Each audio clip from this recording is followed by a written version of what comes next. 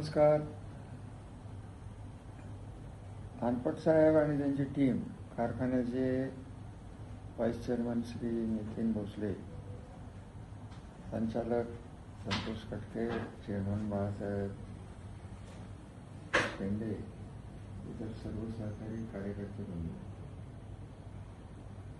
आज दिवसभरात नाही अर्ध्या दिवसातच 5 लाखाचे शेअर, नवीन शेअर गोळा झाले.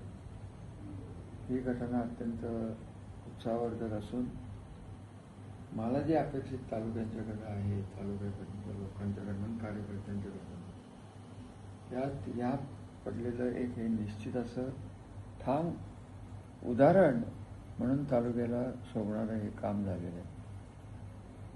आज जर आपण पाहिजे त्या आवश्यक तेवढा निधी गोळा केला तर ह्या ताकदीने महाराष्ट्र राज्याला आणि महाराष्ट्रालाही दाखवता येईल की शेवटी लोकांनी मनावर घेतलं तर राजकीय सत्ता काही थांबवू शकत नाही.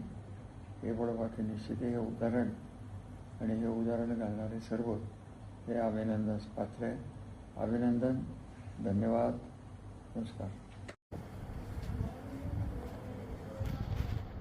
माननीय श्रीमंत रामराजे नाईक निंबाळकर साहेब यांच्या आव्हानाला प्रतिसाद देत श्रीराम सहकारी साखर कारखाना कसल्याही परिस्थितीत चालू झाला पाहिजे आणि त्यांच्या आव्हानाला प्रतिसाद देत आज सासवडमधील जवळपास 5 लाख रुपये नवीन शेअर्स त्या ठिकाणी सासवडमधील शेतकऱ्यांनी घेतले आणि हा कारखाना चालू झाला पाहिजे या भावनेनं या ठिकाणी पहिल्या टप्प्यात 5 लाखाचे शेअर्स आज या ठिकाणी घेतलेले आहेत आणि उर्वरित सुद्धा बरेच शेतकरी त्याबाबत इच्छुक आहेत.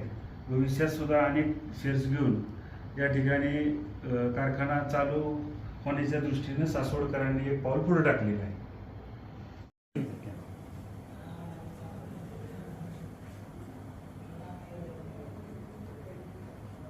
तुम्ही